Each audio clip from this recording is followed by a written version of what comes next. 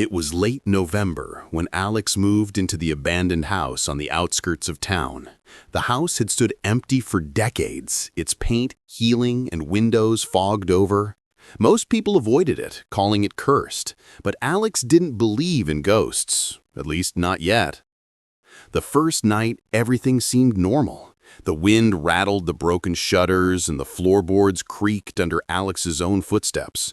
Around midnight, as he settled into bed, he heard something faint above him, a slow, deliberate tap, tap, tap. He froze. It sounded like footsteps pacing slowly across the empty floor above.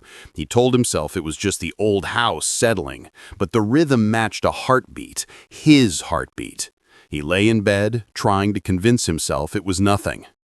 By 2:13 a.m., the tapping became a pattern, almost like someone was counting.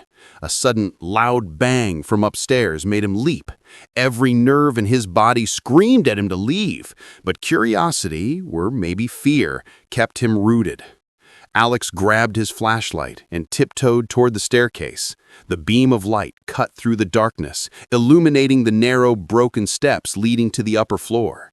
His flashlight flickered, casting dancing shadows on the cracked walls. He saw nothing, but then, from the corner of his eye, a shadow slid past the doorway upstairs. Heart pounding, he whispered, "Who's there?" The only answer was the soft creak of floorboards above, moving slowly, deliberately. He climbed a few steps, each one creaking beneath him. The sound of footsteps mirrored his own. Suddenly, a cold gust of wind blew down the stairwell. The bedroom door slammed shut behind him. The footsteps stopped. Silence, but it was a heavy, expectant silence, like the house was waiting. Alex inched closer to the hallway. The air was freezing, and his breath formed small clouds in front of his face. Then he heard a whisper. "Alex." He spun around, flashlight shaking. Nothing. He must have been imagining it, right? But the whisper came again, louder this time. "Alex?" Desperation overtook him. He bolted to the front door. It was locked. His keys gone. His mind raced. Something upstairs had been waiting for him. Something that knew his name. Hours passed, or maybe minutes. Time felt distorted. Eventually, the first light of dawn crept through the windows. Exhausted, Alex collapsed on the living room floor. The house was silent again. For now. He never stayed overnight again, but every now and then, friends reported footsteps pacing above long after he had moved out.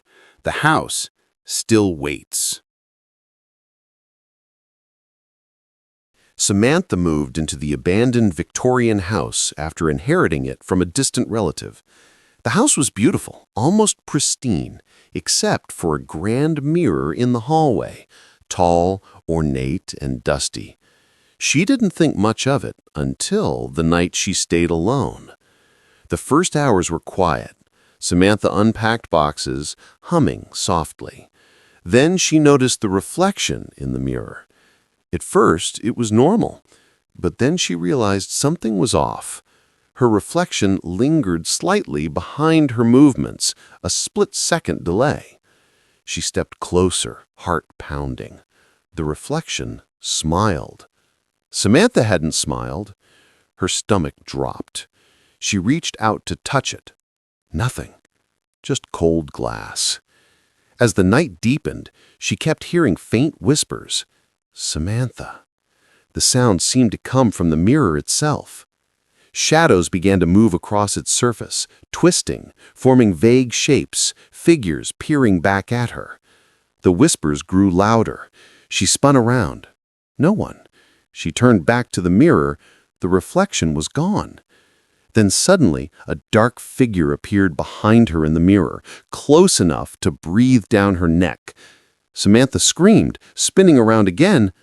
Empty hallway. The air grew colder. The figure in the mirror reached its hand toward her. Her pulse raced.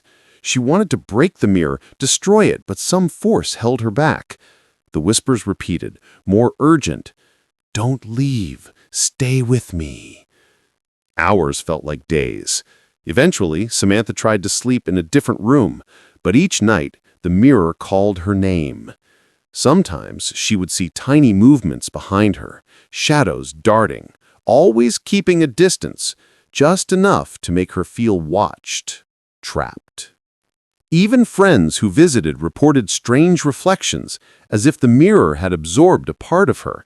No matter what Samantha did, the mirror's presence never left. Some nights, she swears she could see the dark figure breathing slowly, smiling at her from the glass. The house wasn't empty, and neither was the mirror.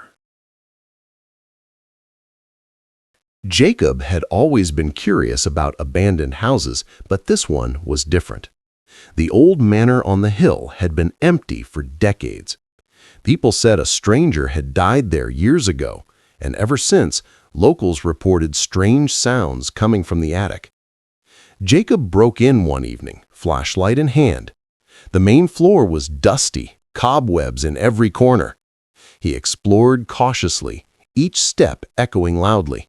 Then he heard it, a soft shuffling above. The attic. Heart hammering, he climbed the narrow staircase.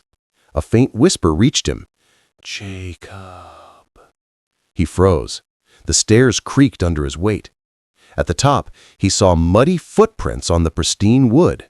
He hadn't stepped there yet. Suddenly, the attic door slammed shut behind him. He spun around. Darkness. Then came the shadow. A tall, hunched figure slowly moving in the corner of the room. Jacob's flashlight flickered. The figure seemed to vanish when the light fully hit it, but the sense of being watched remained. Jacob reached for his phone to call for help. No signal. The whispers grew louder, echoing around the attic. "Why are you here?" Then came the cold hand, brushing his shoulder, impossibly fast. He jumped back, tripping over a loose floorboard. The figure loomed closer, still barely visible in the corner. Its eyes glowed faintly, red, almost human. Jacob scrambled for the door, finally forcing it open. The figure didn't move. As he ran down the stairs, he looked back. The attic was empty. Yet, the muddy footprints remained, slowly vanishing, one by one. Even after leaving, Jacob could feel the stranger's presence. At night, he hears faint tapping above his ceiling. The attic knows he's alive, and it's waiting. It was late autumn when Emma inherited an old countryside house from her late aunt. The house had been abandoned for years, overgrown with ivy and surrounded by dense fog each morning. She was excited at first, imagining quiet nights and cozy mornings, but the cellar door changed everything. The cellar was at the back of the house, a small wooden door with rusted hinges and a padlock. The first day she barely noticed it, but that night, as she settled into her new bedroom upstairs, she began to hear soft whispers. At first she thought it was the wind or perhaps rats, but the whispers had words, quiet but distinct. "Emma, come down, come down."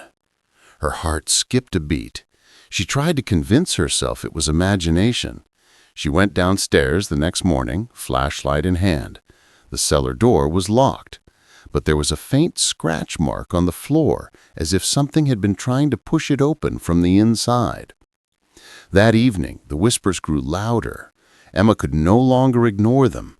She slowly opened the cellar door. The smell of damp earth and rot hit her immediately. Her flashlight cut through the darkness, revealing rows of old wine racks, broken bottles, and cobwebs. Everything seemed normal, except she wasn't alone. A cold draft passed her, carrying the whispers again. "Emma, don't leave." She froze.